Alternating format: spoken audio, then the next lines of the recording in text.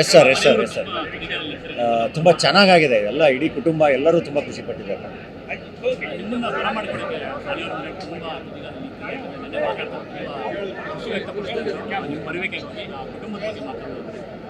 ಅವ್ರ ಕುಟುಂಬ ನನ್ನ ಕುಟುಂಬ ಇದ್ದಂಗೆ ಒಂದು ವರ್ಷದಿಂದ ಇದ್ದೀವಿ ಸರ್. ನನ್ನ ಮನೆಗೆ ಹೋಗೋ ಥರ ಫೀಲಿಂಗ್ ಇದೆ.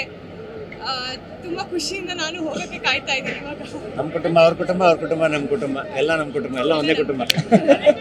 ವೇದಿಕೆ ಮೇಲೆ ಇದ್ದಾಗ ಕೂಡ ನಿಮ್ಗೆ ಕಾಲೇಜ್ ಅಥವಾ ಒಂದು ಇದು ಕಾಣಿಸ್ತಾರೆ, ಯಾಕಂದರೆ ಅಭಿಮಾನಿಗಳು ಬರ್ತಂದ್ರೆ ಏನೋ ಆಗುತ್ತೆ ಅಂತ ಆತಂಕನೂ ಕಾಡ್ತಾ ಇತ್ತು. ಅದೆಲ್ಲವೂ ಕೂಡ ನೀರು ಚೆನ್ನಾಗಾಗಿದೆ. ಹೌದು, ಅಂದರೆ ಅಭಿಮಾನಿಗಳು ಒಂದು ಭಯ ಇತ್ತಲ್ಲ, ಅಂದರೆ ತುಂಬ ನುಗ್ಲಾಟ ಆದರೆ ಈ ಥರದೊಂದು ಭಯ ಇದ್ದೇ ಇರುತ್ತೆ ಯಾವಾಗಲೂ ಈ ಥರ ಆಗಬೇಕಾದ್ರೆ.